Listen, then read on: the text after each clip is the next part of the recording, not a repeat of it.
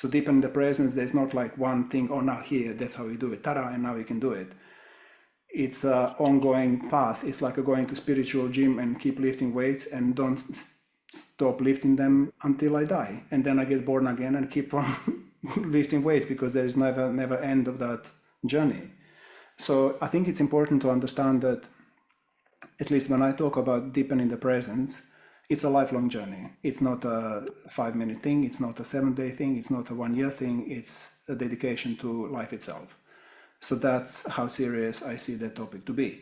And for that reason, I feel deepening the presence is the most important subject, topic, or skill, if you like, and it is a skill, that you can have as a body worker or as a therapist of any kind or as a human being, essentially. All right. So those of you that don't know me, I'm Dejan. I'm the co-founder of the Armoring Arts, and my umbrella is Lovecore. So I've been working with mainly the armoring for the last, let's say, 9 years. But alongside the armoring, or the particular niche of the armoring that I like, is deepening the presence, because I find that actually somebody's making noises. Let's maybe, do you want to maybe mute yourself for now, and then whoever wants to talk, you can just unmute and then talk again. Yeah.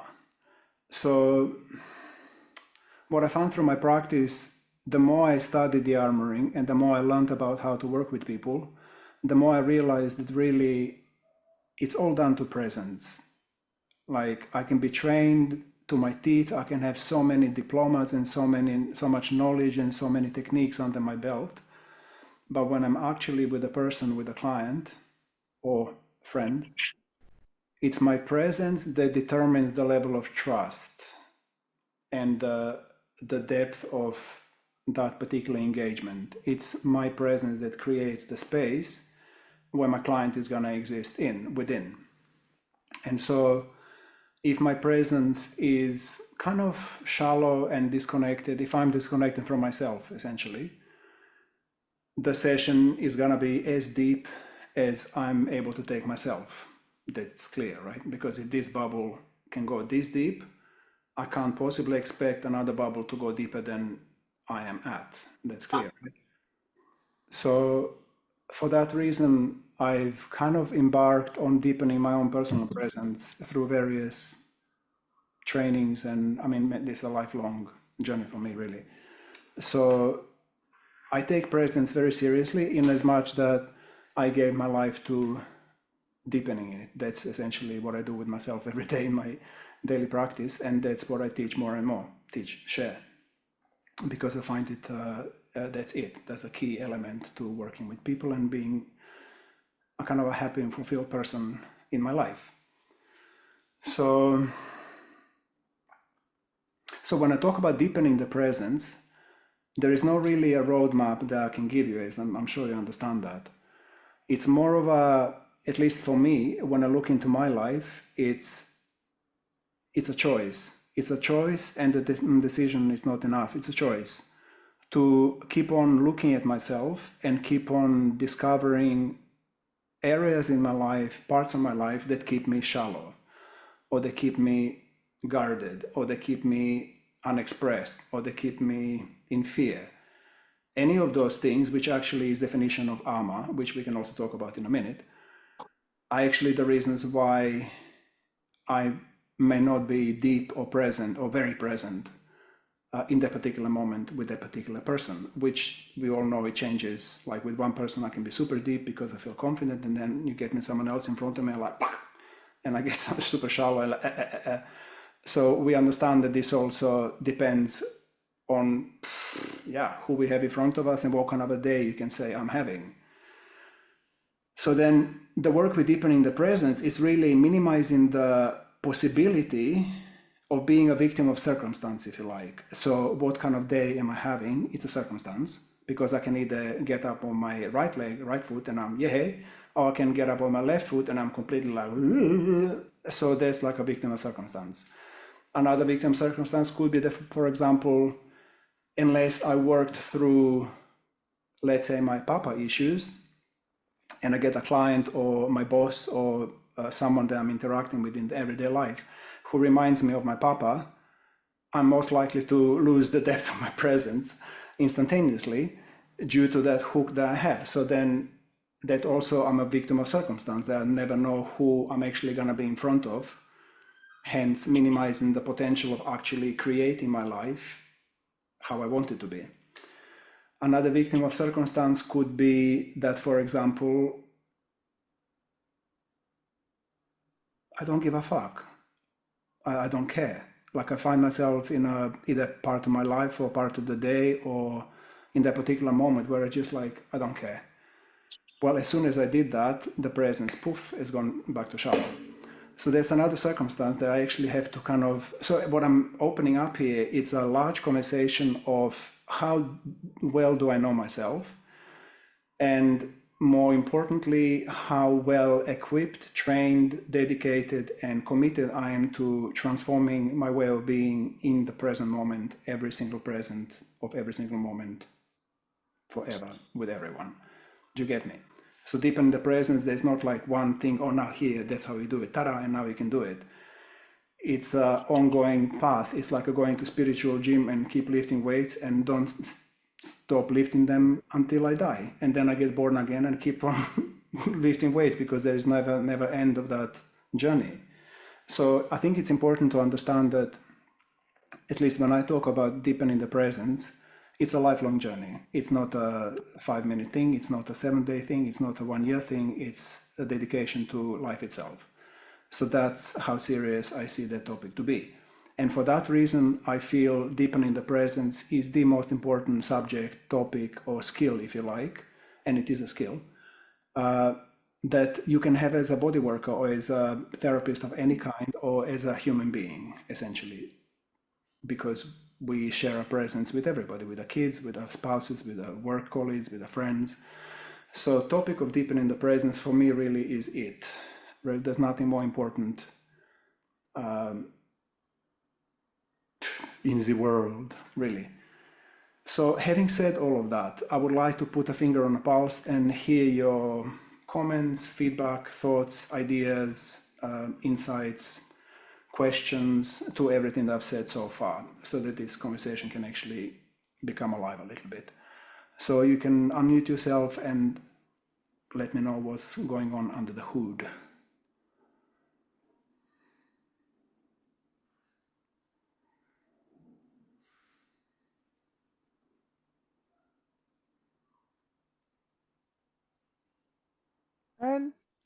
Yeah, I really resonated with what you were saying about other people triggering my presence. Um, and I'm well aware of it and don't know how to.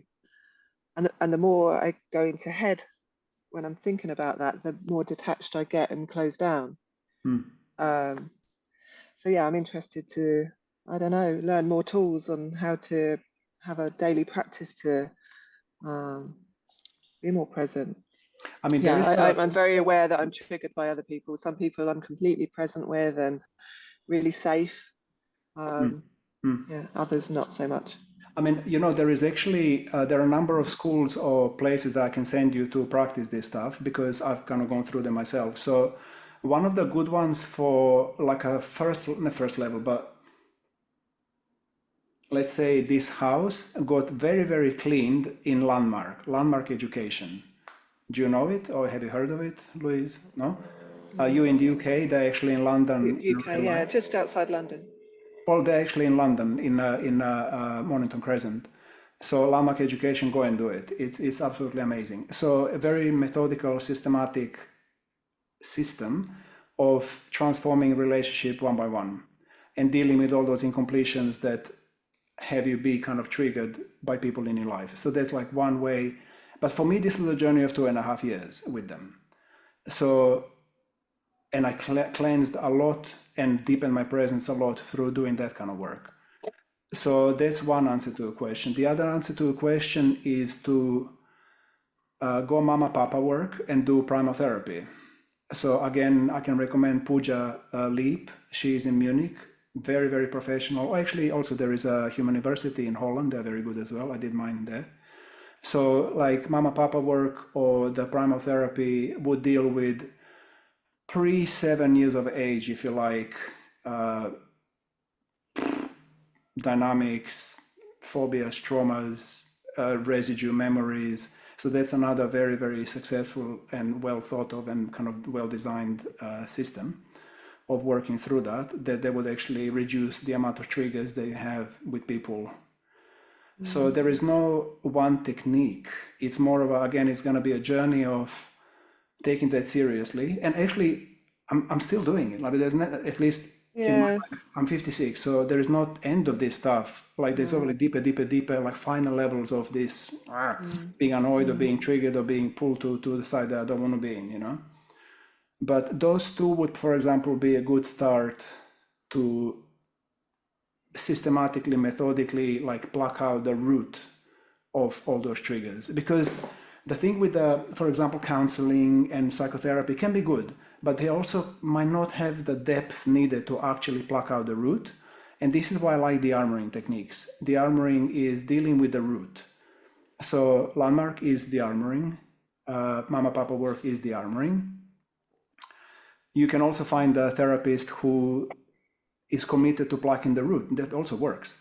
But basically, the answer to your question is you need to engage in personal work that will not let you escape and play these games of being kind of victim to someone. I feel you. Yeah. I get it. I get it. I get it. But there's no shortcuts. There's no Yeah. shortcuts. You know, that's basically. But landmark and mama papa as a face value first kind of go to absolutely recommended. It will Okay. change your life radically. And then Okay. you can keep applying. I still basically, I did my landmark in my mid 30s, but I still keep working with it pretty much daily, Yeah. applying those things that I learned there, you know? So The actually, tools. Yeah. yeah, it's a good set of tools, like super powerful, super clean, super powerful, nothing fluffy about it, nothing hippie about it, nothing like wishy-washy. It's like bang on. No, but really, like it works. It works. Yeah. It's Great. solid, you know? So I think that much for that answer. So thank you for Yeah. sharing. Thank you. So do you have anything else, like when I'm talking, any other kind of bloops arising up? Or you're clear now? Um, yeah, I think I just felt like I completely heard what you said when being triggered, and I Mm, recognized that in myself. And um, yeah, I've been doing lots of work for the last few years, but I still don't have any kind of practice, should I say, that I feel like I've been running around just plucking at different things and not actually getting anywhere. yeah, That makes sense. Yeah. it does. It does. I mean, the thing is that I would also recommend the armoring because, like, trainings, which is Mm. amazing. You can also come to Spain in September where we do a 7 day, 7.5 day Deepen Your Presence training. But this is just going to be 7 days, if you understand what I mean. Mm. Like Yeah. the thing that you're talking about is lifelong thing, and it will Yeah. take way more than 7 days to actually. Yeah. In Spain, you would get tools to, but I'm going to talk about it in a minute, like different type of tools, not landmark, not mama papa, very different Mm. energetic tools, Mm. but super super useful on top of doing the landmark, doing the therapy, doing the, it's going to It's a be a combination. Yeah, combination of yeah. absolutely. Yeah, yeah. All right, thank you Okay, so thank much. you. Anybody else, like what's cooking under the hood? Tell me what so far so the conversation can move on. Let's complete with the first bit. So for me, there are two questions popping up. I don't necessarily need them answered right now, but those are just questions. One is, how do I notice it happening when my presence shrinks? And I'm not thinking about big triggers I'm checking out, but more like something's like it's getting more subtle, but it's something somehow I'm not that present anymore, and I don't know where it's coming from. That's the one question. All right, let And me answer that one. Wait. yeah, So it's a good question, and essentially, at least with myself, I have I almost said bullshitometer or barometer of my depth, which I've calibrated through various experiences that I had in my life. So I had some experiences where my presence was so deep that it just kind of keyed into my being, like this is depth, at least the depth that I haven't reached before. So then every time afterwards, actually including right now, if I'm honest, I'm not deep, nowhere near as deep as that experience was. So it really is like having experiences of depth, which you will have and you already have had in various like parts of your life. You know, something happens, you're like, wow. And then so keep that in your mind, almost like there's a bar of depth that one eye, one part of your brain is always connected to. It's kind of fingers on the pulse. This is where you could be, should you choose to be so honest, so raw, so open, so direct, because that's where the connection is, that's where the presence is. It's in raw connection, openness.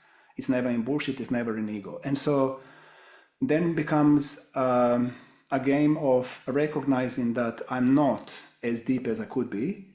And then am I so committed to actually reaching that depth, in which case I need to pull the handbrake immediately and say, hang on a second, Dan, I'm triggered.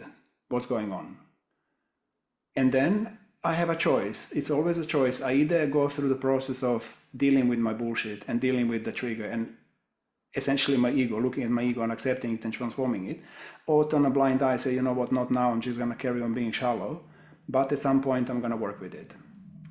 So it really is, the answer to the first question is having experiences that tell you what is deep and what is not deep, and then always checking, always keep this one eye, always has to be looking at your ego, looking at your depth, looking at, but this comes from commitment. Like if you're really committed to living a life of depth, you will develop that. It's almost like a habit. It's like an itch. It's a I can't stop it. Like in me, it's automatic. As soon as the bullshit on meters go bark, bark, bark, bark, it starts screaming at me. And then because I'm at the stage where I'm at, I choose not to ignore it. And so I have to deal with it.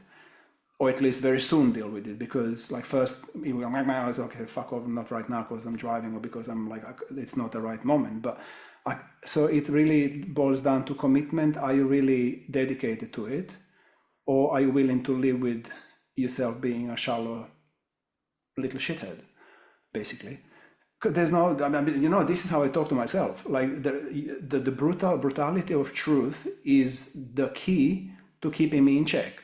Because if I'm being a slimy jellyfish with myself and I behave like a little idiot and then I just like ignore it, well, there's nothing wrong, but there's nothing great.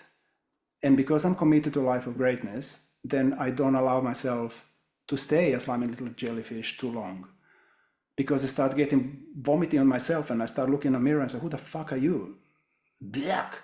Is this the life you want to live? Is this what you're committed to? Is this how you want to treat people? Is this how you treat yourself? If it is, then live with it. But that's not going to feel good. So can you see the level of not harshness, but like, I don't fuck with it. Like, this is my life and it matters. People in my life matter. My life matters. And out of that commitment, I cannot ignore when it goes whack, whack, whack. I just have to deal with it because it feels great. Then then basically it's between me and God, between me and me. There's no other, nobody is involved. It's just me. At the end of the day, it's my life, my karma, my life. So do I want to live with it or do I not? Does it work for me or does it not? And how long am I prepared to put up with my bullshit before I actually start dealing with it? So those kind of questions and that kind of, I think the simplest way is, so first you need to have the eye develop to a certain depth that you already reached, so that you know that I'm not there. Like you need to have at least that much honesty and integrity and awareness to say, right now I'm shallower than I know I could be. And then on the other hand, you need to start developing this conversation, like, does it work for me? Am I happy with this? Am I committed to this? Is this what my life is all about? And there is nothing right or wrong, but either choice will have a consequence. So a consequence of me not dealing with it is I'm gonna feel like shit. I'm gonna disrespect myself. I'm gonna look in the mirror and start vomiting. If I choose to deal with it, I'm gonna look in the mirror and say, I trust you. I love you. You're fucking amazing. Not out of ego, but just out of It just is. So this is really the choice. So those two things, like having barometer of bullshit and depth, and having this attitude of looking at your life and deciding how you want to play it. There's nothing right or wrong, but consequences are there. That's basically, you can't stop it. Karma is a bitch. It's like, it's a sharp knife. There's no, you can't bullshit it, you know? So that's the answer to the first question. Are you happy with that one? Yes, that was very clear. I think part of the how question in it was still like, how do I know what it is that keeps me shutting down? But that's easy. But that's yeah, easy. Look. yeah. You know, it's really Hearing easy. you speak about it, it's like, No, but it's easy I because, know it already. Kind wait. of, yeah. Okay, let me just for other people then. So before you leave home or before you start living, you kind of close your eyes, you don't have to close your eyes, and just do a little check on your system. So right now my physical body feels like this. I have like a pain there, my legs are a little bit tight, I have a tiny little bit of a tension in my head. Everything else is okay. So this is how I physically feel. Emotionally, like right now I'm actually excited and quite worked up, and like there is quite some energy going on in my body emotionally. Mentally, I'm focused and sharp, and I'm holding a lot. I'm present, that there's like up here. Spiritually, if I'm honest, I'm actually not connected right now. I may be a little bit, but basically I'm in my lower three bodies. So this is where I'm at right now. Like put a finger on the pulse, check, tuck, tuck, tuck, tuck. And then you go out and meet life. You do whatever you do. And if anything changes to how you were, it's most likely coming from them. It's most likely your reaction to what you encountered. So if you start feeling agitated, if you start feeling annoyed, if you start feeling bored, if you start feeling disconnected, anything will be like immediately the thing will go whack, whack, whack, whack, like what's going on.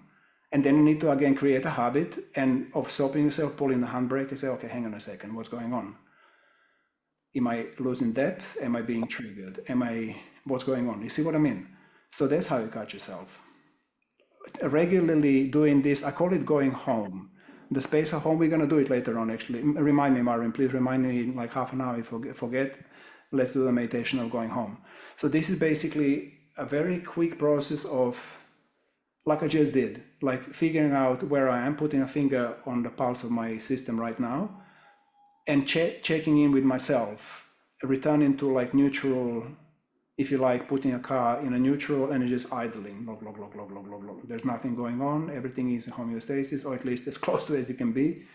And that's my home. I'm at home. Everything is cool. I can be. And then anything that changes will be like either whack, whack, whack, or it's gonna, wow, I've gone deeper than I was. Well done. Not well done from ego, but like, again, there's another bar on a barometer of reached another level in the game of being cool. Do you get me? Yes, thank you. Are you sure? Because that's not a firm yes. There's like millions of thoughts going on in there. What's going on? In my head was already going on, like, what was the second question I want to ask again, and how do I frame it? And? How do I frame the second question? Okay. The question is, I've experienced a few situations where it's like, wow, this presence really makes such a difference of magic starts happening. And the question is, why? Why does it make a difference? Why does these seemingly magical things, or actually magical things, happen once I'm as present as I can be with someone? Okay, so now you answer that question to yourself. I'll be a listening ear. Because you know it.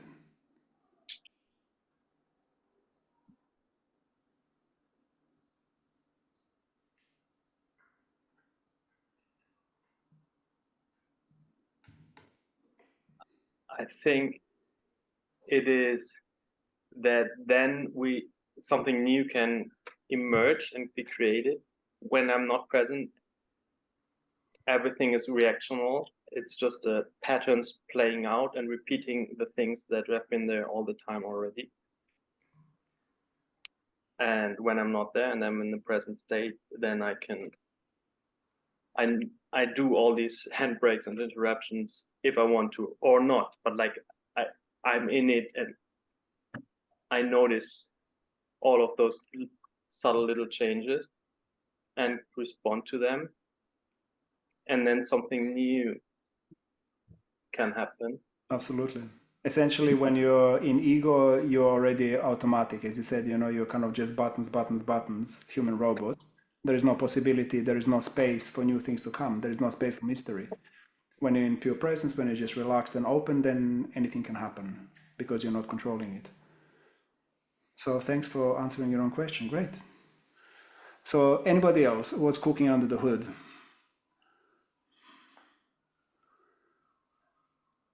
What's arising? What was said so far?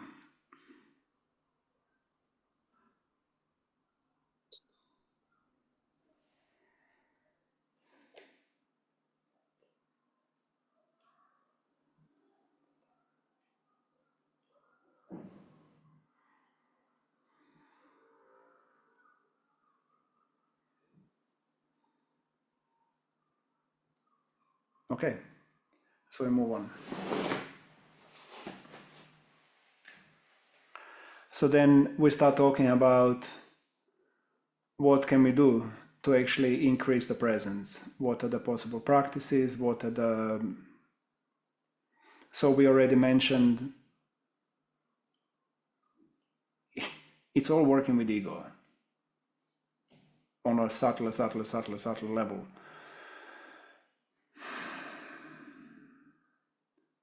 This idea of deepening my presence will be vastly increased when I start working with my own breath.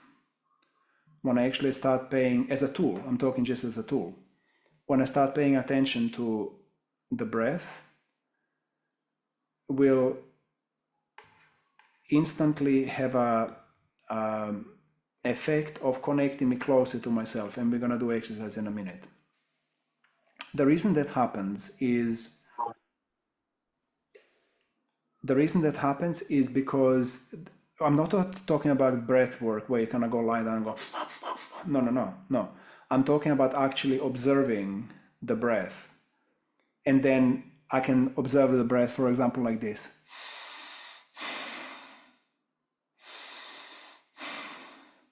So I can observe the volume of air that goes in and out. I can observe the temperature of the air that goes in and out. I can also start observing the movement of my nasal hair, each nasal hair at a time, when the breath goes through it. I can also start following the breath down my windpipe and into my throat and as close to my lungs as I can go. I can then also do it like this. Instead of going, I can go like this. You don't even hear it. I don't hear it. So then I need to start getting, like, listening really closely. It's almost like speaking to a whisper, in a whisper.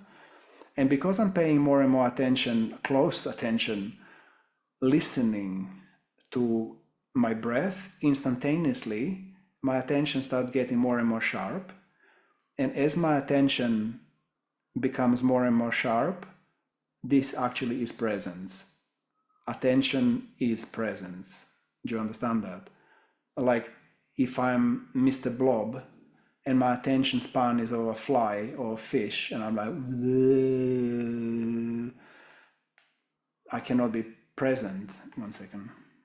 Okay, I cannot possibly be present. But as I start sharpening the attention and I start focusing on smaller, finer, more delicate objects where I can focus my attention on, by very definition that my attention is narrowed, the presence is that much deeper.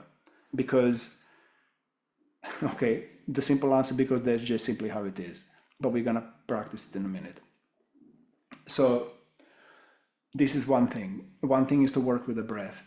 And this doesn't have to take long. It can take like 5 minutes a day. It can take 10 minutes a day. It can take 2 hours a day. Really, it's up to you. But getting in a habit of, this is a big gym for the presence. And it's a good one because I have it always with me. I don't need to like go somewhere in a gym and start looking for outer object to actually deal with my presence. So that's one thing, breath. Another one is actually, I know it maybe sounds a little crude, but I kind of like doing it like this, is actually giving a fuck. It's caring. To such extent that I actually actively start listening for my environment, really listening and really watching and really observing. I mean, every microfiber that moves, every little tiny thing that happens, changes in the atmosphere around me. So this requires visual, it requires audio, sensory, feeling. These tools are obviously intuition as well. These tools are so simple, we all have them, and all it's needed for me to actually deepen my presence is to start using them. So next time you talk to someone, instead of, I did this experiment. My daughter, she was like 5 at the time. She challenged me, I had a beard, not a big one, but just a beard. And she challenged me to shave half of my face and leave the other unshaved, which was obviously different. And then to go to the shop, local shop, and just buy something. And I did. Nobody noticed. Nobody blinked an eye. Nobody asked a question. I was gobsmacked. I was like, what the fuck is going on? Like, I look alien and nobody that. So that was really like eye-opening. Are they pretending? Are they just being nice and like, hello, Mr. Matuka, like just looking here, you know, and not really observing anything else? Or are they not present? Like, what's going on with people? But this is like, I still don't know, actually. I didn't ask them. The thing is, when I give a fuck about people, about where I'm at, then I'm actually looking. I can see if you have a makeup. I can see if you look different yesterday and today. I can see if you have a little eyeliner that is different color. I can see if your hairstyle is different. I just look at things. Look.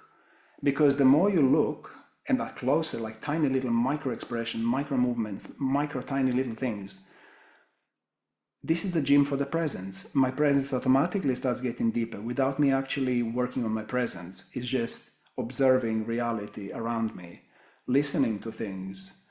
So walking through life, I can either have the headphones or imagine headphones and just be in my little bubble and be disconnected seemingly from everything else, which is impossible, but I can pretend. Then I'm not really in a spiritual gym. Then I'm basically, again, I'm exercising Mr. Blobby, you know. So deepening my presence on the audio thing is to walk through life and start actively paying attention to everything I hear. How many sounds do I hear? Actually, a friend of mine told me this, Angel, years ago. We were in nature and she said, she surprised me, I never kind of thought of it in this way. She said, how many different birds can you hear at one time? And I thought, wow, I never tried that. Like how many, like at one time start listening and there's like many of them. So how many of them can you actually comprehend at one time? Recognize there are different ones. So that's like one exercise that you can do. Another exercise is to actually listen to people when you talk to them. It's shocking how many people don't actually, they're talking to the partner or to the best friend, but they don't actually listen because all they're listening is a voice in the head. So, I mean, we even have this thing in coaching and in communication tools. One of the very, very often asked questions, did you get that? Did you hear what I just said? Please tell me what I just said. And they're like, because they didn't listen. So, because they don't give a fuck. Because all they give a fuck is about themselves. So this is what I mean. So another massive tool to deepen the presence is to really care, is to start exercising care and exercising, I mean practicing, going to gym and start listening to people, start listening to tonality of their voice, start paying attention to what kind of emotionality, what kind of tone, where are they speaking from the body? Are they speaking from the head? Are they speaking like this? Are they speaking like this? Like all these different things, just listen, hear, and then immediately start asking yourself question, what are they saying? Why are they using their tone of voice? Where are they coming from? What is the underlying pattern? What is the underlying message? What is the emotion? What do they want? What do they need? Do you understand me? Start listening. So this is another, we have it. Listening is always there. Ears are hopefully working. So that's another very good way of everyday exercising and deepening your presence. And then also all these things need to be checked because one thing is hearing what I hear, but maybe I'm just imagining in my head. So then very good way of checking whether I'm actually present or not is to ask my, whatever the word is called, talker, or like person that I'm talking to, when they say something or when I hear something, the tone of voice, the emotionality or something, I say, I've just heard this. Is this correct? Or did you mean that? And then you either get a yes or no. If it's a no, then I didn't hear it well, so I need to sharpen up a little bit more. Or if I hear it well, okay, well done. Okay, now we have another benchmark, another kind of, deepen the presence of listening. So I'm going to put a pause again, and I'd like some engagement. So what do you hear in what I've just said so far? What's kind of opening up? What's cooking in your head or in your being? Let's have a little dialogue going.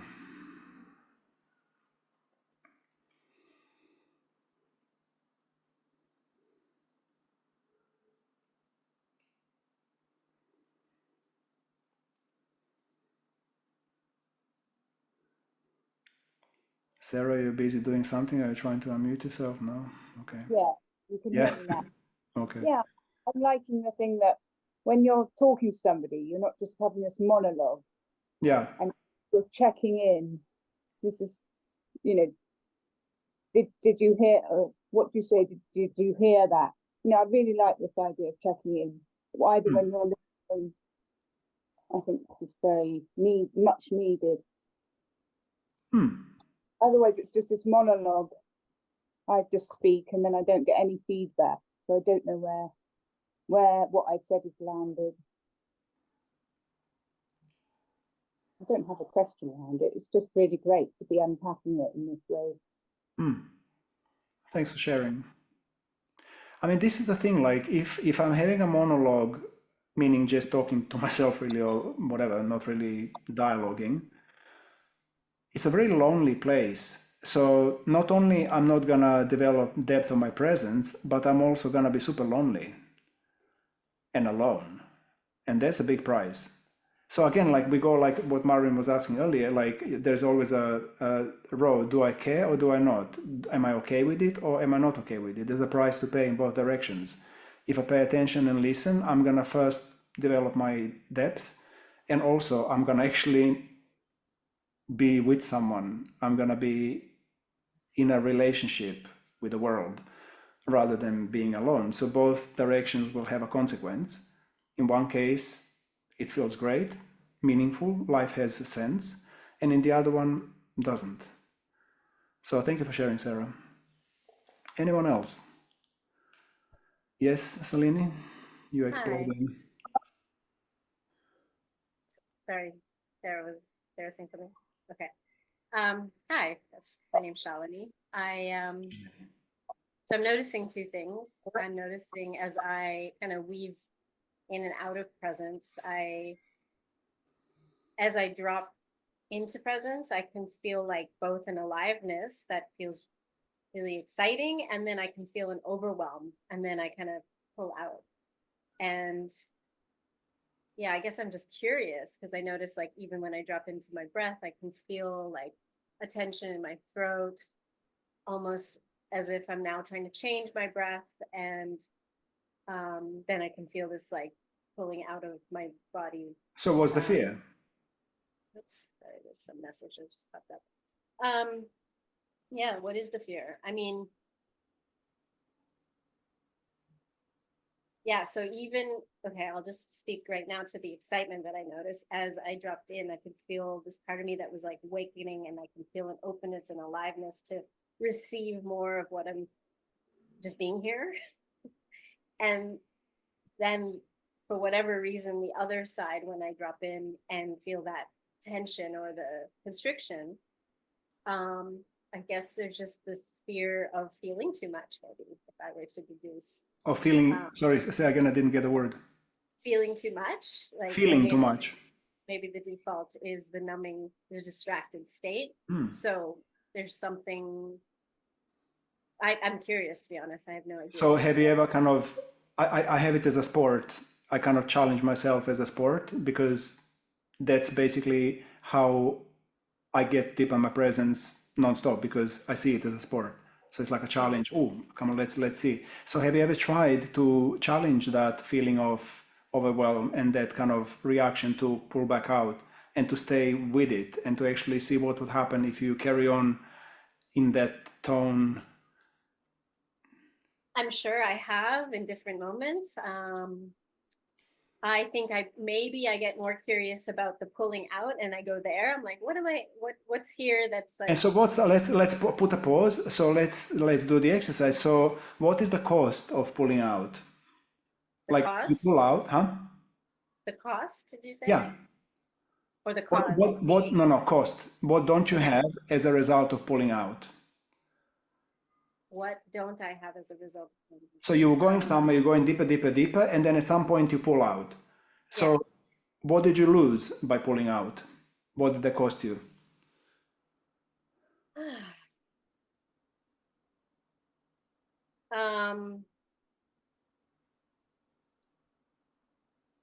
What did I lose? I guess, a deeper connection to the moment.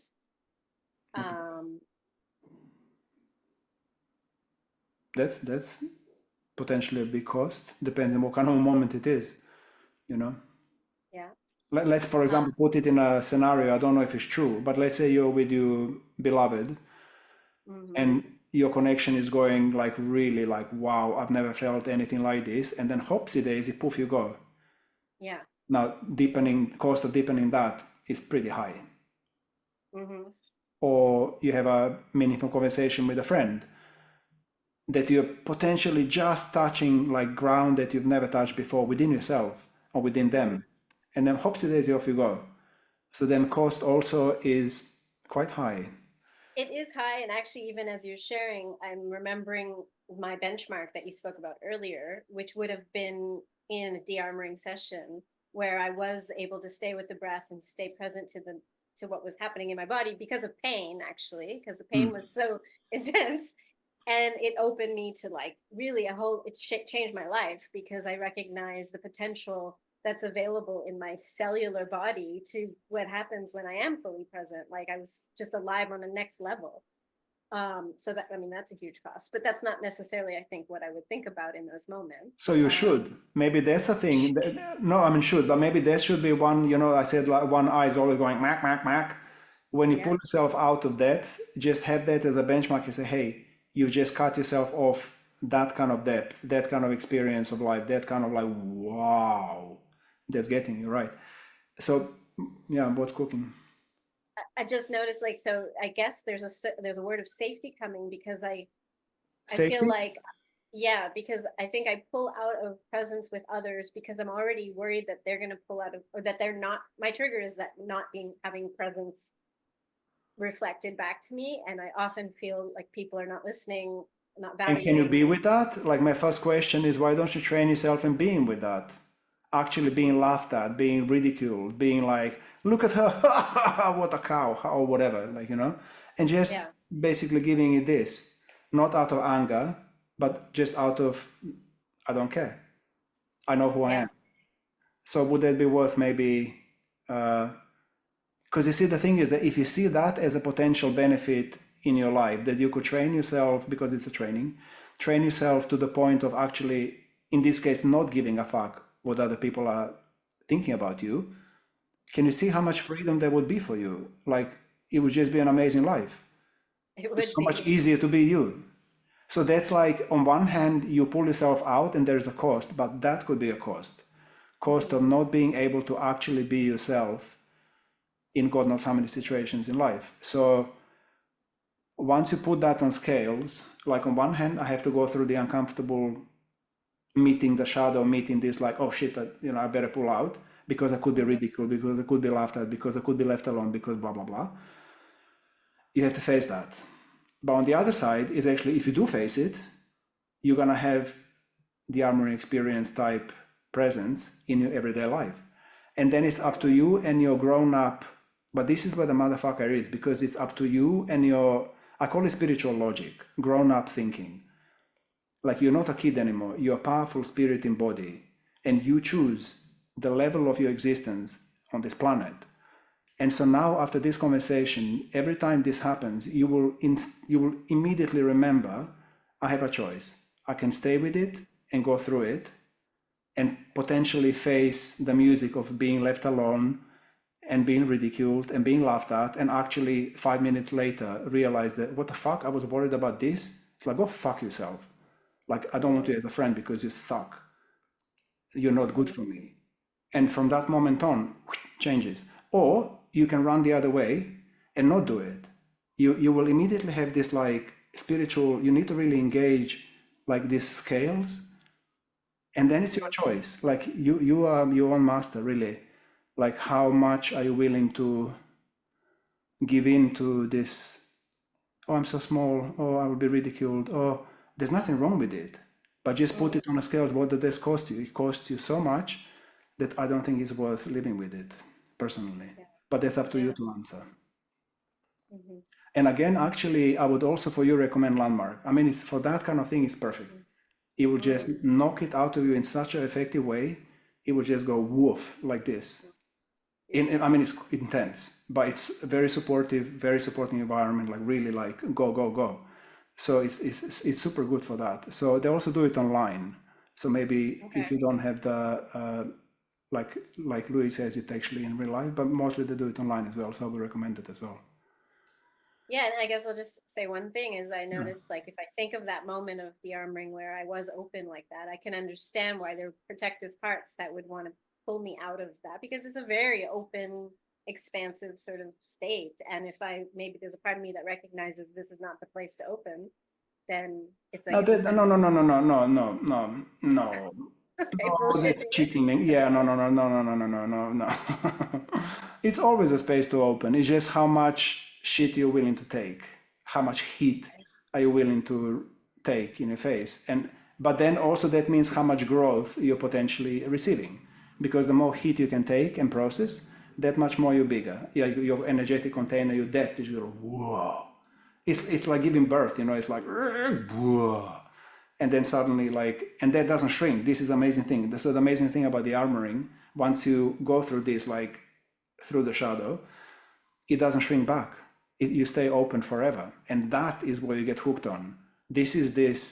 Once I had those experiences of transformation where it never goes back, I became addicted to a feeling of working on myself. That's where the fuel for going to the gym nonstop, that's where the armoring becomes a lifestyle.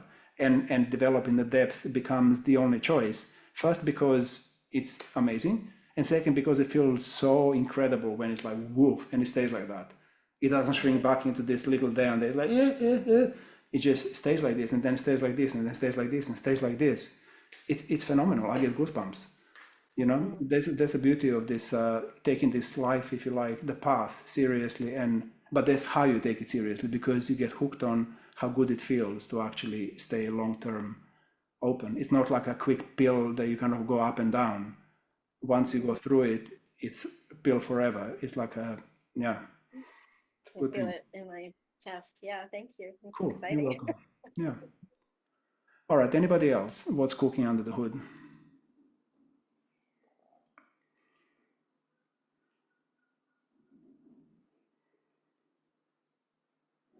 And there was silence.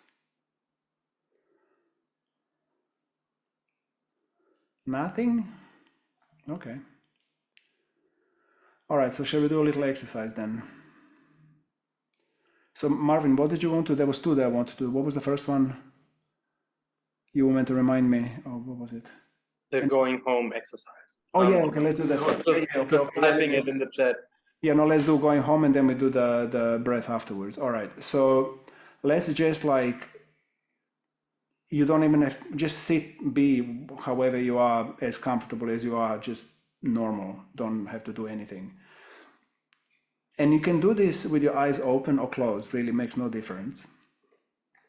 So put yourself in as neutrally, physically kind of situation possible, so you can just be with yourself. This is going to take very few minutes. It's not going to be a long thing. And then just internally start taking the check of how you actually physically feel right now. So it's not a deep meditation, just literally scan your body up and down. I have a pain here, I have a tension there, I feel easy here. Any kind of, just take a check of your physicality.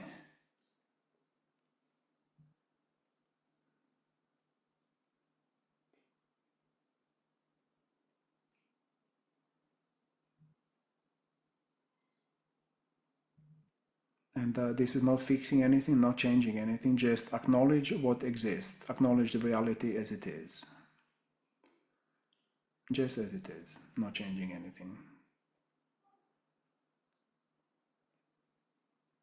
Okay, by now you should be done with the physicality. Then start looking at your emotionality, your emotional, like feelings, emotions, what kind of state you're in, what's going on. Again, don't change anything, just acknowledge it. That's going on, I'm feeling this, I'm feeling that.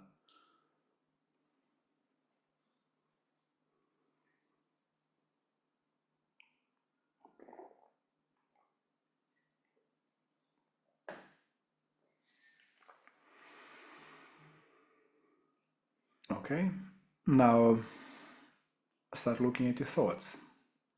What kind of head do you have at the moment? Are you ignited? Are you sleepy? Are you overworking? Are you like, what's going on in your head in terms of thinking?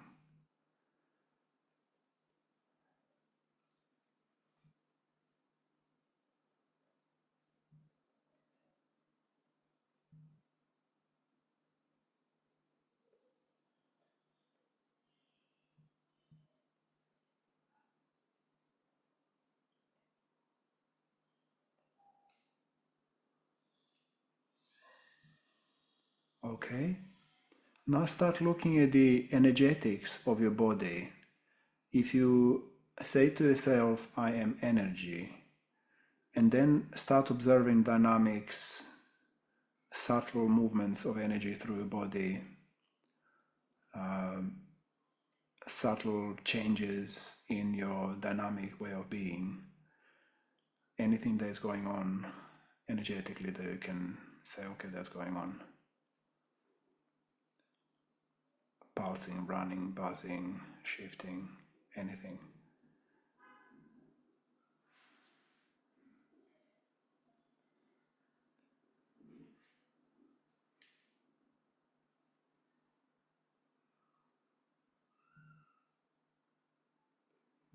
Okay, and now gradually open your eyes and stay in the space you're in. Don't change anything. Stay in exactly the same space. Just soft focus, soft gaze. Just keep looking at each other on the screen, or just look in front of you, just like relaxed.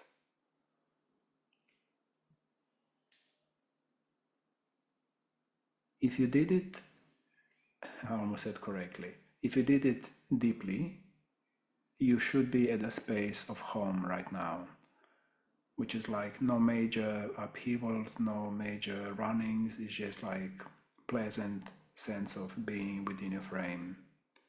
You know how you feel, you know how you are. Everything is kind of not under control, but everything is as is, and you're present to what is. So right now you could say that this is your neutral speed, if you like. This obviously changes non-stop. And clearly by doing this kind of exercise more often, that space of home will deepen and go deeper, deeper, deeper. And you can deepen it way, way more, way more. But this is kind of the place where, if you like, at least on a ground level, on a first level of existence, one would want to exist and be for the duration of a day. So let's say you meet someone at work who annoys you, and you can stay like this. Let's say you have a potential have road rage situation with someone, and you stay in a state like this, or you have a potential, or you maybe you go to market and there's like all this crazy energy going around you, and you just stay like this. So this is a space of home.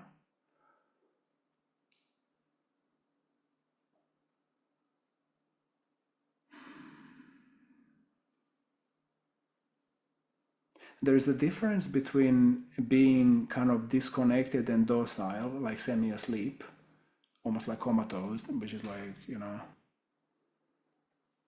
and actually being at home and awake and present to yourself, which is right now. So being like this, it almost like requires very little energy to exist, if you like. It's a very optimal way of being. It's kind of relaxing, soothing. And so this can be like a one barometer type situation where you just remember this state right now. And then as you go through life, if you find yourself not being at this level of calmness or togetherness, not togetherness, but like presence, you can just bring yourself back. Just literally, if you're at work, just go to the toilet for 2 minutes, or if you're on a bus, just close your eyes, or if you're whatever. I do it non-stop. I can do it driving, I can do it anywhere I am. Just take a check with my eyes open, waiting in a queue. I just look at my body right now, tension over there.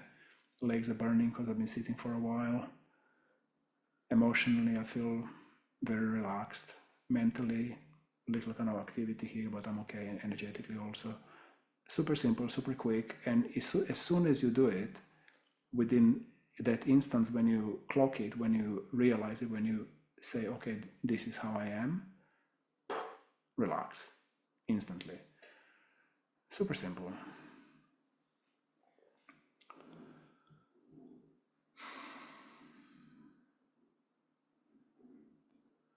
Would somebody want to comment or say something about this state? What did you experience? What did you learn? What didn't you learn?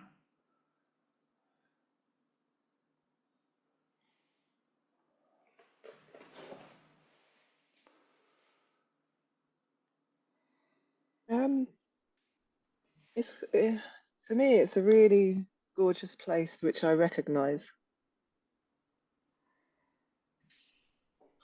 It's challenging when you're out and being distracted, and there's situations in life and people, and Try it. yeah, all of that. Yeah, so the thing is kind of remembering to try to use the tool. This is where the habit will come in. This is where you need to start practicing. And then if it's not, I mean, I understand if it's a new tool, it will take 2 or 3 months for it to actually become a habit. But once you make it a habit of, and you see, the thing is, you don't have to chase this particular, it's not about, I want to return to how I was 3 months ago, because that's not real life. Authenticity is in the present right now. So I just want to clock it how I am right now. So if I'm finding myself in the midst of an argument or something's going on and I do this internally, it's not going to be the same as right now, but what it will be like, woof, this is how it is. And it's almost like becomes, so there is this space inside you that we call silence. We cannot do it right now, but if you come to Spain, that we do a lot of that there. So the silence, on a very basic level, there are 3 levels that we're looking for. We're looking for physical silence, stillness, where no matter what goes on inside my body, there is this one spot where if I sit in it, I can just not move. It can be as painful, intense, whatever, I'm just zen within the body. Then there is also silence of no matter how many voices and sounds and inner voices are going on, I can actually just be like in a big cathedral with a deep silence, with all this madness going on. And then there is also stillness of the mind, like spaciousness of the mind, openness of the mind. So I'm just unburdened and open and spacious. So those 3 levels of stillness, silence, and the spaciousness are like the very basic that you can practice every day to help you deepen this space of home. So that's like a spiritual gym, but it has to become a habit. You have to do it daily. If you just do it once and never again, then it's almost like having an ice cream once in a lifetime and never again. Well, I want to have it actually a lot more because I like it, because I like what it does to me. Well, this is kind of similar. Like, it has an effect. It's a technique, and it's a way of being, and also it's a way of life. It becomes a way of life, and the benefit or the result of that is the deepening the presence, little by little, little by little, little by little. Yeah. Yeah, there's such a beauty in being in presence, and then for me sometimes there's all of a sudden there's like the retraction, and then this awareness that I was in presence, and then I've come back from it, and then a recognition of how conversation or situation has just been flowing and just been so beautifully easy. And then there's this pullback, which then becomes very difficult, because then, ego, head, mind, all of that becomes aware. I don't even know what I'm trying to say, but I hear you. I hear you, and this is what I was saying earlier, that this is being a victim of circumstance, that you kind of getting pulled away from presence, and then you don't know what to do. Well, Landmark and Mama Papa and the presence and all these practices I'm sharing, when you actually put it in practice and work with it, it comes a point that you can just do it anytime, anywhere. Yeah, it's not like you stop being a victim of circumstance. That's exactly what I mean. It's like you educate yourself and your emotional, mental, energetic, and spiritual body to actually do it. This is self-mastery. This is this thing that when you stop being a victim of life and you start creating life how you want it. And it could be also to the point that when I find myself in a situation where I don't want to be in, that I actually leave. I say bye, and I actually physically leave. So that actually, it's also totally valid. That's also not to try to stay to fight and be present and fight your way through it. Just when it feels right to just. I mean, you can if you want, enough to leave, but it's also a very valid way is to just leave. Why do I want to do this to myself? Like why? That's also one tool, if you like. If it gets too much and you don't like it, just excuse yourself. We don't have an excuse. You just say, no, I'm not up for this. Either stop it now or I'm leaving. And if it doesn't stop, then I'll leave. That's it. Simple. Yeah. But this all has to be practiced. Like, now it sounds easy, but do the landmark. Seriously, it will change your life. Yeah. Okay. Yeah. I've made a note of that. I'm going to look that up. Great. Thank you. Cool. All right. Anyone else? How was this for you? Yeah. When I opened my eyes again afterwards, I felt more intimate with all the other people. Yeah. Like closer and connection when I look at them. So that was my experience. Thank you.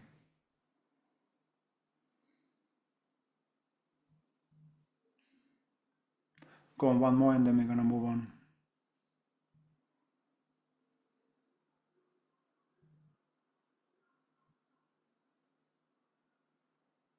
Okay, we're moving on. So, we're going to work with the breath a little bit. So, this time maybe better if you do close your eyes. You don't have to, and I don't. I won't now, but you can also have your eyes open or closed.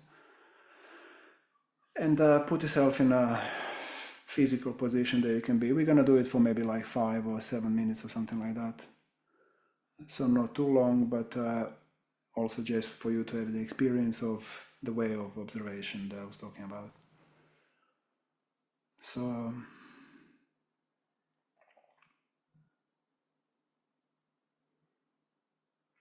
first, just start by observing your body. Not changing anything unless it doesn't feel very comfortable.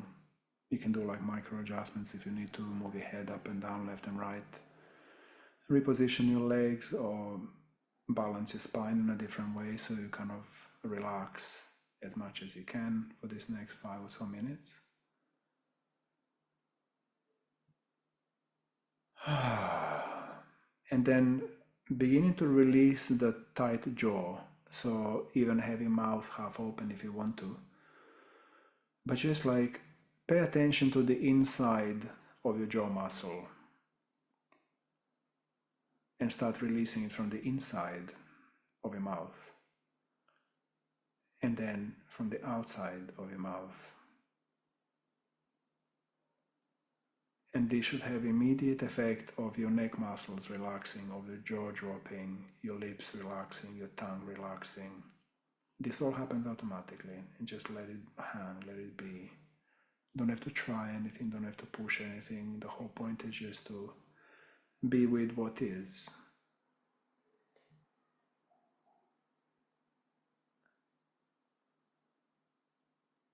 Paying attention to your forehead and your scalp.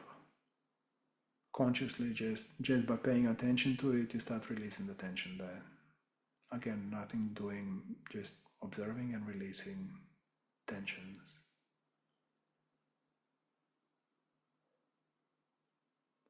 Paying attention to your neck and your shoulders.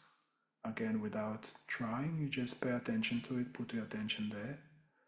The next thing, hops, is gonna start relaxing. Just drop it. Not needed right now. And then go back into jaw muscle.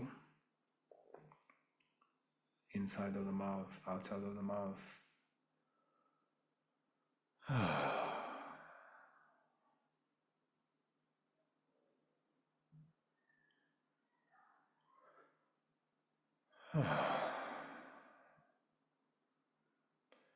And now start paying attention to the entrance of your nostrils if you're breathing through your nose.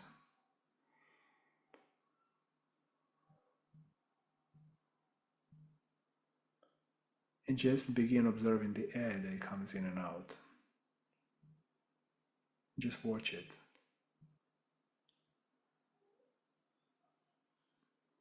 Start observing its temperature.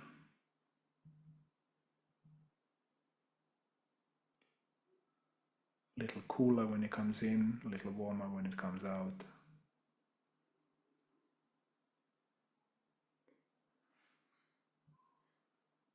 And simultaneously, as you do that, keep relaxing your jaw muscles, keep relaxing your shoulders and your neck and your throat and your head as you keep watching the breath.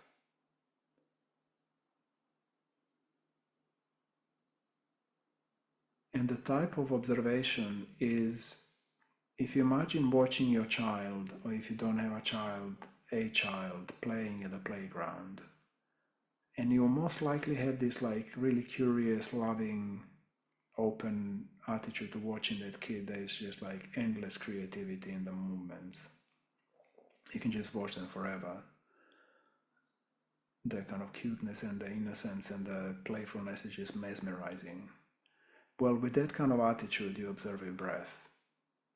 You really want to see it. You really want to follow it all the way into your lungs. You want to feel it as it whizzes by your nasal hair, and it rushes down the inside of your nose and your throat into the windpipe towards the lungs. See how far you can watch it, feel it, sense it. In a playful, loving, observing way, close, like you're watching the child play. You want to see every muscle of the expression. You don't want to miss anything. Well, with this kind of attention, you pay attention to your breath.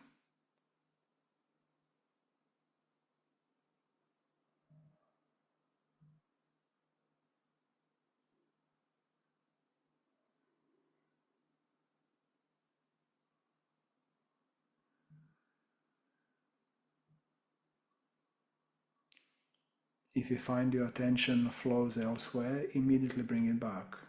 No hard feelings, no being hard on yourself, just bring it back. And start giving a fuck. This is what I mean. Start caring, start wanting to observe the child playing. Find interesting things about your breath that you haven't noticed before, because it's always different. Every millisecond it changes, it twists, it spins and whirls and runs. Temperature changes, speed changes. You don't have to do anything. You don't have to change it consciously. Just observe it.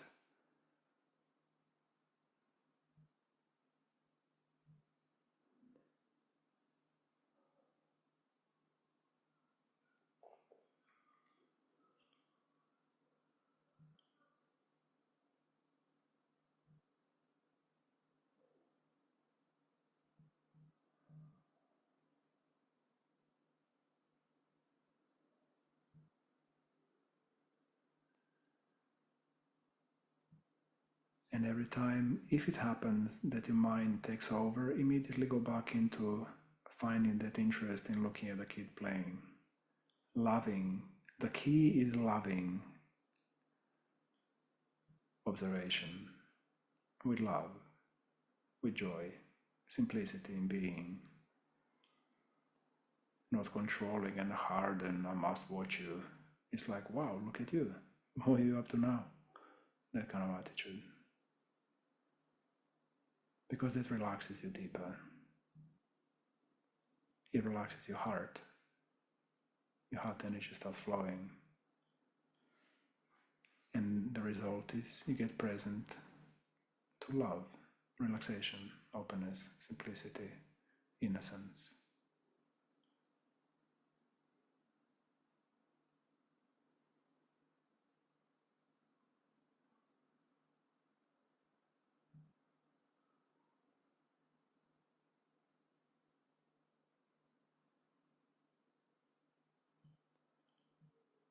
And then as you're doing this, place one hand on your leg, on a knee or anywhere.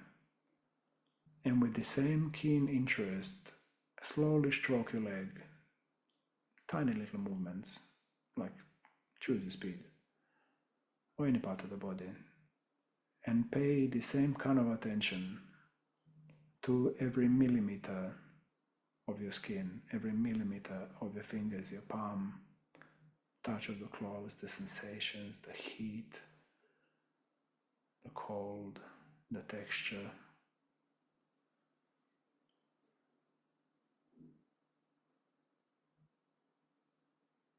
And paying equal attention to your breath and your hand.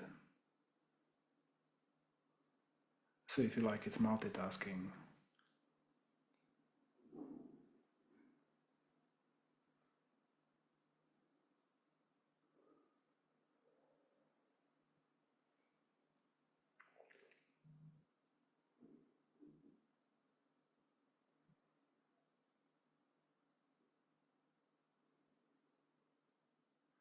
And then include the other hand. And it's gonna do similar but different. And you're gonna pay attention to both hands and the breath at the same time. Micro movements, micro changes, curious, open attitude to observation of reality. With love and affection. There is no getting it right, you can't get it wrong. As if watching a kid on a playground and they just play. There's no mistakes, there's no goal, there is not like I must do this, must do that. It's just isness in the moment. Well, see how much of this isness you can actually pay attention to at the same time.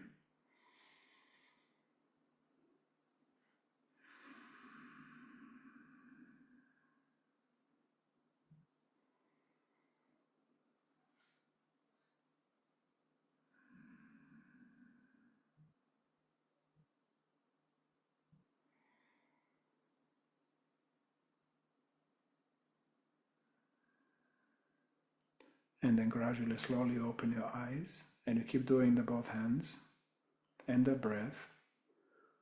And now start looking at each other. Still keep paying full attention to both hands individually and your breath and your eyes.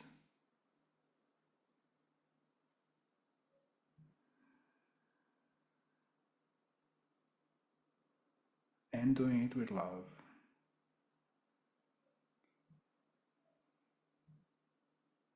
Both hands, the eyes, the breath, the love.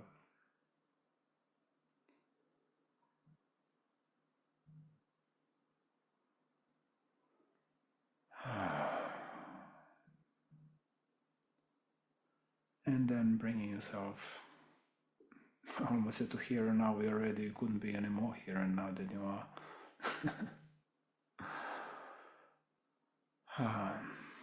So I'm gonna take a little break because I want to answer to this. And can I give the link to recommendations? I can just write the name because I don't really have a link, but it's non-MAC education, and then primal therapy.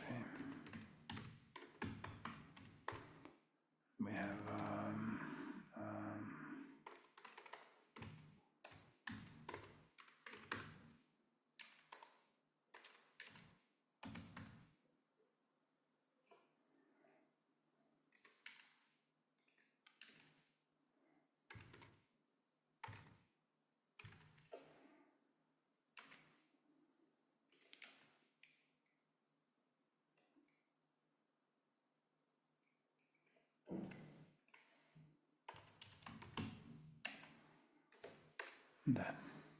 So, anybody wants to say something? How was this? What did you experience? What's your kind of state of depth, if you like, before and after? Is there any change?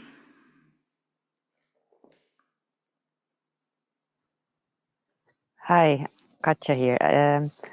Yeah, the big change is my jaws and releasing from inside and outside the mouth was really, boom, so much deeper than I normally am already. So that was really great. Loved it. Cool. Yeah, and if the butterflies came onto my head. So that was really, yeah, I get those a lot because I am presence and quiet and stillness, and it's the way I live. I call it tantric living, and I live around in nature and with my cats, so I'm lucky. Yeah. Thank you, Katja. Anyone else? What did you experience? What didn't you experience? Is there any before and after?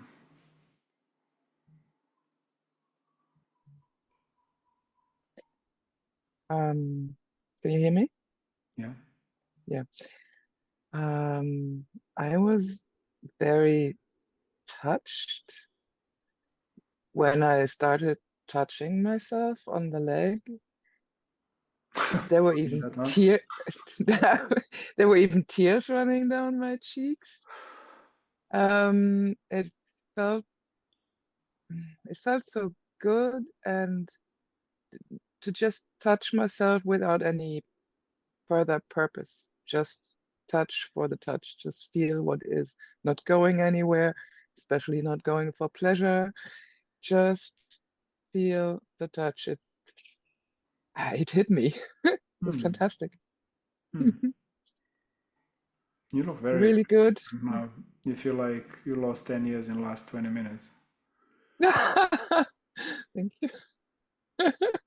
Cool. Good exercise. I'm going to repeat it. Yeah. Don't repeat it, just do it every day non-stop. Yeah. Yeah. Yeah. That's what I do. Thank you. Yeah, cool. Anyone else? I'll share. I really love the invitation of watching my breath like a child at a playground. That was really joyful, and I could feel like such a level of intimacy with myself. That was really beautiful.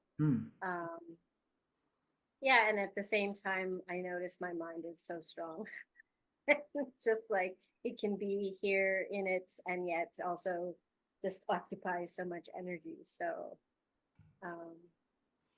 especially if I open my eyes and engage with others, I can feel that difference. But I'm here for it, so we'll continue to practice.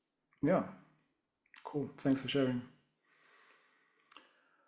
Go on, one more, and then we're gonna start wrapping it up.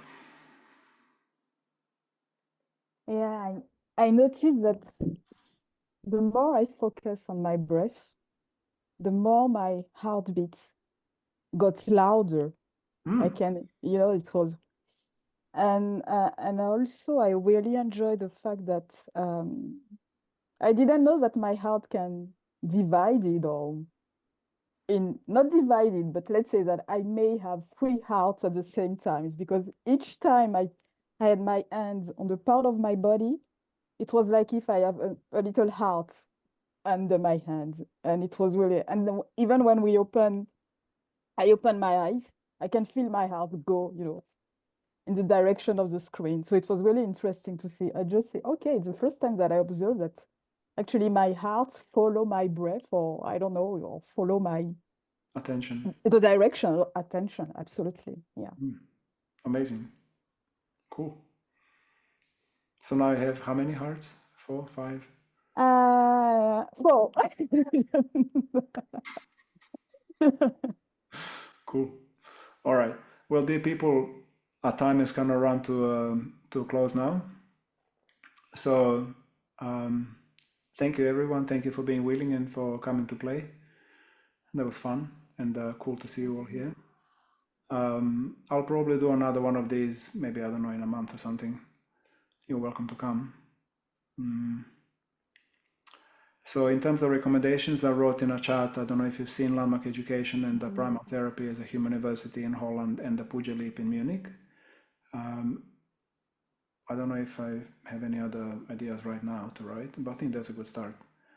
So yeah, I wish you all the best on your journey. And if you want to come to Spain in September, where we do the Deepen Your Presence, I didn't actually even talk about that. Do you have another few minutes, or are you rushed to go? Yeah? Okay. All right. So the deal with Spain is, so imagine this, is designed for body workers because we are the armoring practitioners, so this is like one level of a school. However, even if you're not a body worker, you're super welcome to come, but we will do body work. So imagine this. So first of all, we need silence, actual like for some days, because unless we have silence, silence is like a necessary environment where presence can start getting deeper.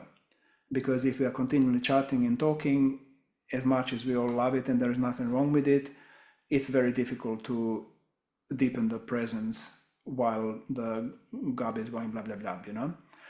So we spend some days in total silence, well, mostly. And then we start dividing this machine is, or this thing here, is essentially 5 elements. So we divide the training into 1 element per day. And for the reason of connecting purely, we start with like earth, fire, water, air, and space. And then we give ourselves the whole day of some little theoretical introduction to it. And then you go into nature, and we're in amazing, I mean, the center in Spain is, I mean, it's in Granada Mountains. It's just like, it's incredible, beautiful. Like nature is really like nature. So you go into nature and you connect with that particular element for that day. You meditate on it, you smell it, you work with it, you play with it, we go deeper, deeper, deeper, deeper. We meditate a lot on it in different ways. I can't really tell you how because it's experiential. And so then in the afternoon, then you practice on each other and you give each other a session, and then you receive a session. So you have like an hour and a half giving, an hour and a half receiving of that particular practice of implanting that element into the client. So the benefit of that is, let's say you have a client who is coming from work and they're just like in a head and fire and just like anything like I can't, you know, you're meant to be doing the armoring or massage session and this is like going 100 miles an hour. So you really need to like chill the fuck out. So how do you chill them out? You can kind of take a towel and like, you know, blow some air into them or whatever. But we don't really have time for that. However, what we do have time for, as soon as they lie down, I embody earth. Doof. And as soon as I touch them, when I start talking to them, I speak from earth. I touch them with earth. And immediate effect, so the whole energy, I was talking about the bubble of, this bubble projects energy and holds space with earth. They will within minutes just go boof, boof, boof, boof, boof, down. Or I have space. And I space them out, and suddenly the fire is like, what fire? Becomes light. So this is like if somebody's like that. Or you have a dead fish, you know, person comes down, they're lying down, then no matter what you do, they're just like, So then, but they do exist, you know. I'm also like that, you know. Depends, every day different. So then they might need some fire, so I'm like really roast them, like get some energy into that beast. So, or if somebody is too still and there's not like earthy and there's not much movement, so you might need some water energy to put it in through it, or some air. So basically it gives you the tools to, in a skillful way, manipulate reality within the client, within the space that you're in. And not just the client. I mean, I do it nonstop in everyday life, depending on where I'm at. So it suddenly gives me a huge tool to like tune myself into a particular environment that I find myself in, and skillfully decide, again, create how I want my environment to be and how I want to interact. I become an alchemist. I become, again, it's a choice rather than being a victim of circumstance. Now you're going to have many, many tools just on elemental level how to actually influence your environment. And then we come to all sorts of meditatively observing practices that right now we just did like 7 minutes and 5 minutes of like tiny little bit of nothing. So imagine doing that for 7 full days. So you really get very, very deep and very skilled at observing yourself, observing others, noticing very, very subtle changes in the energy fields. And so if you like, the promise or the goal of this training is that at the end of it, so at the end of the 7th day, you I almost said should, you will, but I'm hoping that you will actually be able to work and start practicing. You will have enough knowledge and experience to start practicing with the elemental kingdom in your sessions in your life, and with the meditative practices that we do. 1 week is enough to give you like a boost start. Of course, it's not going to make a master out of you, but it will give you enough tools to actually go home and start practicing and putting things into practice, and then slowly start mastering them. So this is the idea of Spanish training. There's also another one in October, which is not Deepen Your Presence, but it's our basic training, which is, I think most of you actually did it. So that's also another way of kind of igniting and starting your presence training. So anyway, you'll have all this information through the email. So once again, thank you so much. And yeah, it was really amazing, lovely, and cool to spend time with you. So wish you all the best. Big hug and ciao for now. Thank you. Yeah.